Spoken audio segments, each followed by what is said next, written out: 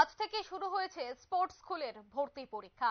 ইতিমধ্যে বিভিন্ন ইভেন্টে ভর্তি প্রক্রিয়া চলছে।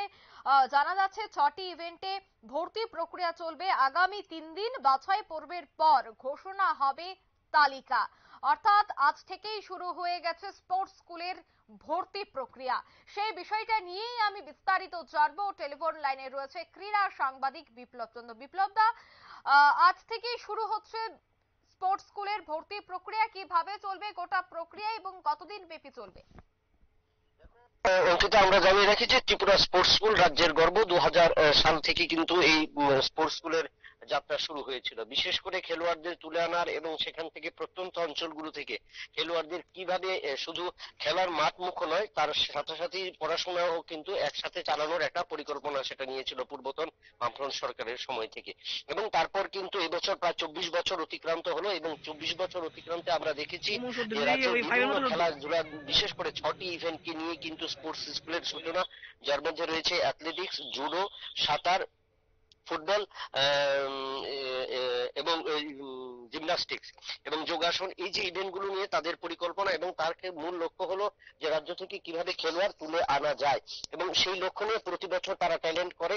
কারণ দেখা যায় যে 11-12-এ যখন তারা উঠে যায় তখন সেই ক্ষেত্রে স্কুল থেকে বেরিয়ে গেলে সেখানে শূন্যতা তৈরি হয় এবং এই শূন্যতা বা পূরণ করার জন্য কিন্তু প্রতি বছর ট্যালেন্ট বাছাই করা হয়। এবছরও তার বাছাই প্রক্রিয়া হয়েছে।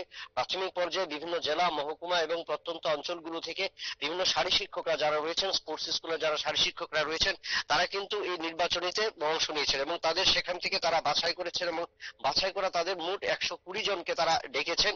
এই 120 জনকে নিয়ে কিন্তু আজ থেকে শুরু হবে 3 দিনের তাদের যে বাছাই প্রক্রিয়া এবং সেখানে কিন্তু তাদের বিভিন্ন যেমন পরীক্ষা হবে, লিখিত পরীক্ষা হবে, তার পাশাপাশি শারীরিক সক্ষমতা ও পরীক্ষা নেওয়া হবে এবং সেই সক্ষমতা পরীক্ষা নেওয়ার পরেই তাদের জানানো হবে যে কতজনকে নির্বাচন করা হয়েছে এবং কতজনকে তারা এবারে এই বাছাই প্রক্রিয়া রাখবে। মূলত খেলোয়াড়কে তুলে আনাই হলো মূল লক্ষ্য। আমরা দেখেছি যে 2000 সাল থেকে যখন এই স্পোর্টস স্কুল তৈরি হয়েছে, তারপর আমরা এই 2013 সালে এই স্পোর্টস স্কুলকে আমরা দেখেছিলাম যে আন্তর্জাতিক মানে সুব্রত মুখার্জি কাপ ফুটবলে তারা অংশ নিয়েছিল। মূলত খেলোয়াড়রাই তুলে আনার এই লক্ষ্য। তার পাশাপাশি আন্তর্জাতিক ক্ষেত্রেও যে বেশ কয়েকটি ইভেন্টে যেমন জুডো এবং অ্যাথলেটিক্সও আমরা আন্তর্জাতিক ক্ষেত্রে এই পদক এনেছে ত্রিপুরা স্পোর্টস স্কুল। তাই এই ত্রিপুরা স্পোর্টস স্কুলের যে এই পরিকল্পনা এবারও বাস্তবায়িত হবে এবং তার কারণে কিন্তু এই বাছাই প্রক্রিয়ার জন্য মোট 20 জন সিলেক্টরকে তারা রেখেছে এবং সেখান থেকে কিন্তু তারা বাছাই প্রক্রিয়া চলবে। আজ তাদের রিপোর্টিং এবং আগামীকাল সকাল থেকে শুরু হবে তাদের শারীরিক সক্ষমতা লিখিত পরীক্ষা এবং তারপরে কিন্তু চূড়ান্ত তালিকা বাছাই করবে ত্রিপুরা স্কুল স্পোর্টস স্কুল এবং যে কমিটি, সেই কমিটি। একদমই ধন্যবাদ বিপ্লব দা। ইতিমধ্যেই ভর্তি প্রক্রিয়া শুরু হয়ে গেছে। 6টি ইভেন্টেই চলবে ভর্তি প্রক্রিয়া, এমনটাই জানা যাচ্ছে। বাছাই পর্বের পর ঘোষণা করা হবে তালিকা।